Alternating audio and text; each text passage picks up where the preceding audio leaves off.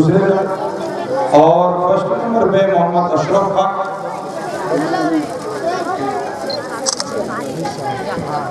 اور ایک first number پہ محمد ساحل منصور۔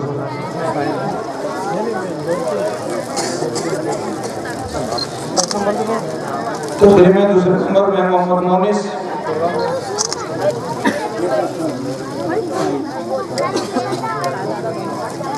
اور ایک دوسرے نمبر پہ محمد الفیض۔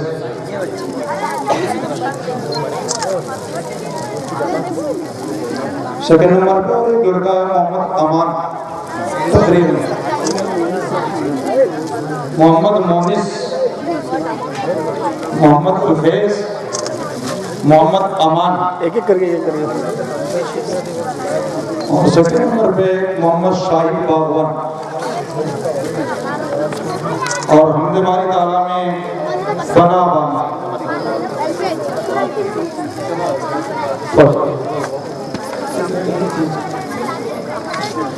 فنا بانا شاہد سیکنڈ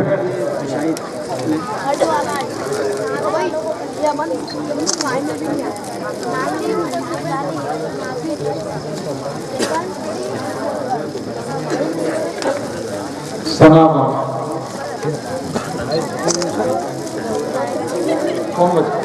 سب کے سب الحمدللہ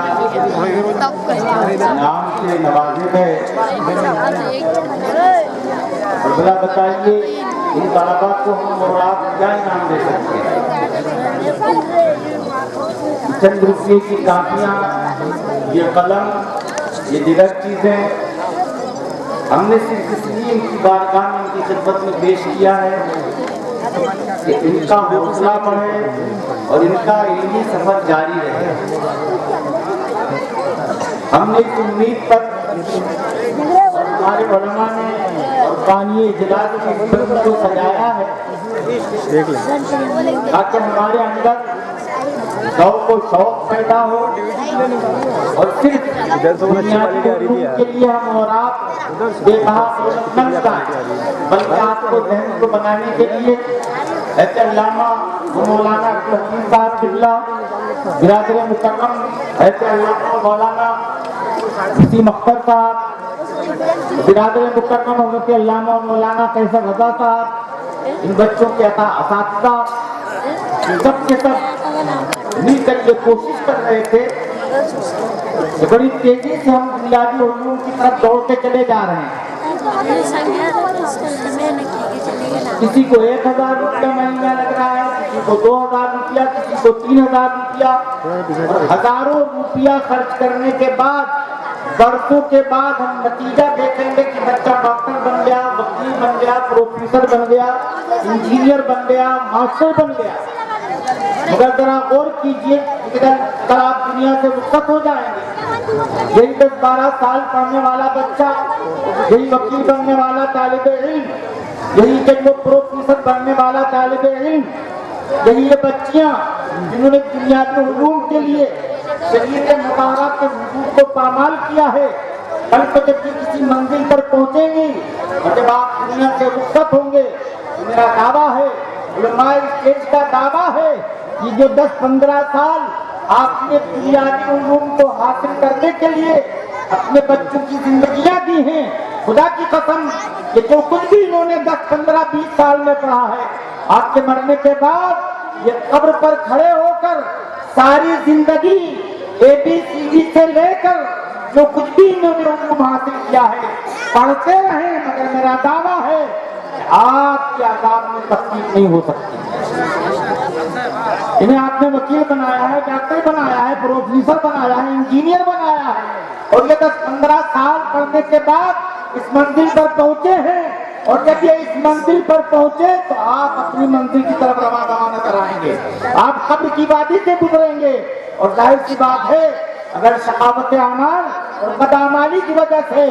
آپ کی قبر میں عذاب ہو رہا ہے، آپ اس وقت بچے کو کھڑا کر دیجئے گا، ڈاکٹر کو کھڑا کر دیجئے گا، پروفیسر کو کھڑا کر دیجئے گا، انجینئر کو کھڑا کر دیجئے گا۔ 15-20 سال کی ساری پڑھائی کو قبر پر پڑھتے، مگر خدا کی قسم آپ کے عذاب قبر میں تخفیف نہیں ہو سکتی۔ عذاب قبر آپ کی قبر سے موقوف نہیں ہو سکتا۔ اگر آپ چاہتے ہیں کہ مرنے کے بعد آپ کو قبر میں راحت ملے، آپ کے عذاب قبر میں تخفیف ہو، آپ کو بخشا جائے، تو ان بچوں کو وکیل بنانے سے پہلے، ڈاکٹر، پروفیسر، انجینئر بنانے سے پہلے خدا کی قسم انہیں قرآن پڑھنے والا بنا دو، انہیں قرآن پڑھنے والا بنا دو، انہیں عشق مصطفیٰ کا درس دے دو، انہیں غوث و خواجہ کی پہچان دے دو، انہیں خواجہ کمال الدین چشتی کے دامن میں لے جا کر چھوڑ دو۔ انشاءاللہ مرنے کے بعد یہی بچہ گھنٹوں نہیں، صرف چند سیکنڈ کھڑے ہو کر اگر بسم اللہ الرحمن الرحیم اور سورہ فاتحہ دل سے پڑھ دے گا، اللہ کی رحمت جوش میں آ جائے گی، تمہاری مغفرت کر دی جائے گی۔ ان علماء کی، ان اساتذہ کی یہی کوشش ہے، آج ان بچوں کو وہی علم دیا جائے کہ دنیا میں بھی کام آئے اور آخرت میں بھی کام آئے۔ یہی بچے انشاءاللہ کل سن بلوغ کو جب پہنچیں گے تو مسجد کے نمازی نظر آئیں گے، یہی وضو کرتے نظر آئیں گے،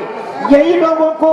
دین کا درس دیتے نظر آئیں گے۔ خدارا آپ اپنے بچوں پر محنت کیجیے، کوشش کیجیے، اور یہ تو لاکھوں روپئے کی پڑھائی نہیں ہے، ایک ڈاکٹر کو پڑھنے کے لیے لاکھوں روپیہ چاہیے، پروفیسر انجینئر بننے کے لیے لاکھوں روپیہ چاہیے، وکیل اور جج بننے کے لیے لاکھوں روپیہ چاہیے، اور خدا کی قسم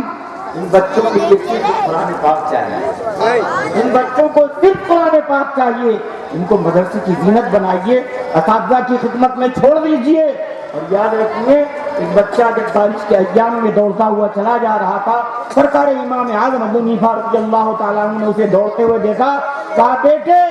آہستہ چلو، زمین گیلی ہے، کہیں ایسا نہ ہو قدم ڈگمگا جائے اور تم زمین پر آ جاؤ، پھسل نہ جاؤ۔ بچے نے کہا اے امام اعظم ابو حنیفہ رضی اللہ تعالیٰ عنہ، آپ کا احسان، آپ کا شکر میں بجا لاتا ہوں، مگر میری گزارش ہے سرکار، میں بچہ ہوں، میں گر گیا پھر اٹھ جاؤں گا، مگر اے امام اعظم رضی اللہ تعالیٰ عنہ آپ سنبھل کر چلیے گا، اگر آپ گر گئے تو ساری قوم گر جائے گی۔ کل یہی بچے مدرسے کی زینت ہوں گے، مسجدوں کی زینت ہوں گے، یہی امام بھی بن سکتے ہیں، یہی حافظ قرآن بھی بن سکتے ہیں، یہ عالم دین بھی بن سکتے ہیں۔ تو خدارا ان بچوں پر توجہ دیجیے۔ وہ میری بچیاں جو کل الحمدللہ ان کے گہواروں میں حسنین کریمین کے غلام مچ لیں گے، کل ان کے گہواروں میں وہ تو خواجہ کے دیوانے مچ لیں گے، کل ان کے گہواروں میں دین کے سپاہی اور غازی کھیلیں گے۔ آپ کو گزارش ہے ان بچوں کی بہترین تربیت دیجیے، ان بچوں کو اعلیٰ تعلیم کے ساتھ ساتھ فاطمہ خاتون جنت کی کنیز بنا دیجیے، ان بچوں کو اعلیٰ تعلیم دلانے سے پہلے انہیں قرآن پڑھنے والا بنا دیجیے، انہیں اعلیٰ تعلیم دینے سے پہلے نماز کا طریقہ سکھا دیجیے، انہیں اعلیٰ تعلیم دلوانے سے پہلے روزے کا ڈھنگ بتا دیجیے۔ اگر یہ سارے علوم اور سارے سبق آپ نے انہیں دے دیے تو انشاءاللہ کل قیامت کے دن آپ مواخذہ سے بچ جائیں گے۔ اس لیے آپ سے گزارش ہے کہ آج ان بچوں کو دیکھ کر دل باغ باغ ہو گیا۔ الحمدللہ ان انیہ بچے کومل ہونٹوں والے جب نعت مصطفیٰ گنگناتے تھے تو دل چاہتا تھا انہیں کلیجے سے لگا لو، جب یہ قرآن کی تلاوت کرتے تھے تو جسم و جان مچلنے پر تیار ہو جاتا تھا۔ یہی بچے جب تقریر کے لیے کھڑے ہوتے تھے تو جی چاہتا تھا کل کے لیے تقریر بن جائیں، کل کے لیے عالم دین بن جائیں۔ اللہ کرے کہ ان مدرسوں کی زینت بچوں سے باقی رہے۔ رب الجلال ہمارے حضرت علامہ مولانا محمد شفیع صاحب کو عمر خضر عطا فرمائے، اور ان کے دستراز باب قوم جناب حاجی محمد ہمارے ابوالحسن صاحب چودھری کو اللہ تعالیٰ عمر خضر عطا فرمائے، اور ساتھ ہی ساتھ سارے احباب کے لیے دعا ہے ہمارے گرامی وکیل صاحب اور ان کے جو دست و بازو ہیں اور اس شہر کے جو اراکین ہیں اور جو مخیر حضرات ہیں، ہم سب کو مبارکباد پیش کرتے ہیں کہ جس طرح آپ نے یہاں پر قرآن پڑھنے والے بچوں کو انعام سے نوازا ہے، نعت مصطفیٰ گنگنانے والے بچوں کو نوازا ہے، تقریر کرنے والے بچوں کو نوازا ہے، خدا کرے کل قیامت کے دن رب الجلال آپ کو اسی طرح نواز دے، رب الجلال آپ کو انعام سے مالا مال فرما دے۔ رب الجلال سے دعا ہے کہ رب الجلال جنہوں نے بچے جب جوان ہو تو یہی مسجد کے نمازی بنے، رب الجلال جب یہ نواز جوان ہو اور اسلام پر وقت آئے، خدا کرے یہی دین کے غازی و سپاہی جب عظمت مصطفیٰ کے لیے جان دینے کی باری آئے تو خدا کرے ان بچوں کے ہاتھوں میں اسلام کا بلند علم۔ یہ دعا ہے اور ساتھ ہی ساتھ آپ سے مطالبہ بھی ہے کہ حضرات یہ ماہ محرم الحرام کا مہینہ ہے، آپ نے سوچا 15 20 تو 50 دن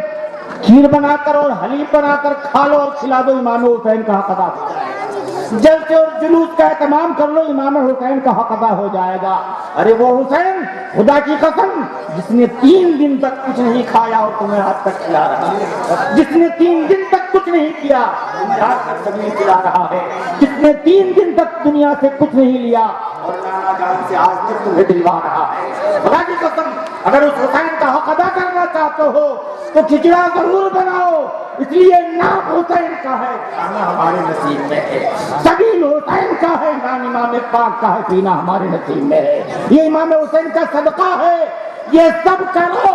مگر کم سے کم اتنا ضرور یاد رکھو کہ جس حسین کا صدقہ حلیم کی شکل میں کھا رہے ہو، سبیل کی شکل میں پی رہے ہو اور نئی زندگی جی رہے ہو، اسی حسین نے میدان کربلا میں سجدے میں سر دے دیا ہے، اپنے بچوں کی قربانی دے دی ہے۔ اسلام نے جب مانگا تو کہا نوجوان یہ اکبر حاضر ہے، حاضر ہے، اے مولا قاسم حاضر ہے، اے رب الجلال علی اکبر چل نہیں سکتا، میری گود میں وہ بھی کربلا میں حاضر ہے، سب کو پیش کر دیا، اس لیے پروردگار عالم نے امام پاک کو اسی لیے چن لیا تھا۔ دنیا میں بہت مسلمان تھے، سب خون دے سکتے تھے، مگر کربلا میں جس خون کی ضرورت تھی وہ اہل بیت نبوت کا خون تھا، مصطفیٰ کے پیاروں کا خون تھا، زہرا کے دلاروں کا خون تھا، مولا علی کے جگر کے ٹکڑوں کا خون تھا۔ تو یاد رکھو کربلا میں امام پاک نے اپنا اور اپنے بچوں کا خون دے دیا ہے۔ خدا کی قسم اے امام پاک ہم آپ کا حق نہیں ادا کر سکتے، آپ کا صدقہ نہیں، ہم اے امام پاک ہم بھلا کیا پیش کریں آپ کی خدمت میں، لیکن ہم آپ سے عہد کرتے ہیں کہ امام جس سجدے کو آپ نے بچانے کے لیے آخری سجدہ کیا ہے انشاءاللہ اس سجدے کو ہم ادا کرتے رہیں گے۔ اے امام پاک ہمارا وعدہ ہے کہ جس قرآن کو آپ نے نوکے خنجر پر پڑھا تھا ہم مسجدوں میں اور گھروں میں اس کی تلاوت کرتے رہیں گے۔ اے امام پاک جس طرح آپ نے اسلام کے حفاظت کے لیے ہر چیز کو قربان کر دیا ہے، اے امام یہ آپ کے غلام اور یہ خاتون جنت کی کنیز ہیں، انشاءاللہ وقت آنے پر تن من دھن ہر چیز آپ کی بارگاہ میں پیش کر دیں گے۔ حضرات آپ کی گزارش ہے کہ وقت رہا نہیں اور محب گرامی حضرت علامہ و مولانا عبدالحفیظ صاحب قبلہ شفیع نے سبحان اللہ کتنی اعلیٰ تقریر فرمائی ہے آپ کی اصلاح کے لیے اور زندگی کو سنوارنے کے لیے اور اسلامی شعور کو بیدار کرنے کے لیے جو کچھ بھی انہوں نے لٹایا ہے، آپ کو گزارش ہے جب گھر جائیں تو دامن جھاڑ کر نہیں بلکہ جو کچھ موتی اور ہیرے جواہرات مواعظ کی شکل میں آپ نے لٹائے ہیں اسے دامن میں سمیٹ کر چلے جائیے گا، اور جب اذان فجر ہو ان موتیوں کی روشنی میں مسجد کے لیے قدم بڑھائیے گا۔ اللہ تعالیٰ آپ حضرات کو دین حنیف پر چلنے کی توفیق عطا فرمائے، مولا تعالیٰ اس بزم کو قبول فرمائے اور اراکین جلسہ اور بانیان جلسہ کی عمروں میں اللہ برکتیں عطا فرمائے، اور مولا جن بچوں نے علم دین کے حصول میں کوششیں کی ہیں، محنت کیا ہے اور آج انعام کے مستحق ہوئے ہیں، مولا جب ان کی زندگی کا کارنامہ آگے بڑھے اور جب یہ جوان ہوں تو غلام حسین بن کر، غلام غوث و خواجہ بن کر اور غلام مولانا کمال الدین چشتی بن کر، اے اللہ ان کی زندگی میں بہاریں عطا فرما اور انہیں سچا پکا سچا سنی صحیح عقیدہ بنا اور مولا انہیں عقیدے کی حفاظت کرنے والا بنا۔ السلام علیکم ورحمۃ اللہ وبرکاتہ۔ یا حبیب احمد مجتبی دل مبتلا کا سلام لو جو وفا کی راہ ہمیں کھو گیا اسی گم شدہ کا سلام لو، یہی روز و شب ہے دعائیں دل کے مرو تو تیرے دیار میں، یہی روز و شب ہے دعائیں دل کے مرو تو تیرے دیار میں، اسی یہی دعا ہے حیات میں، اسی سلام لو یا حبیب احمد مجتبی دل مبتلا کا سلام لو جو وفا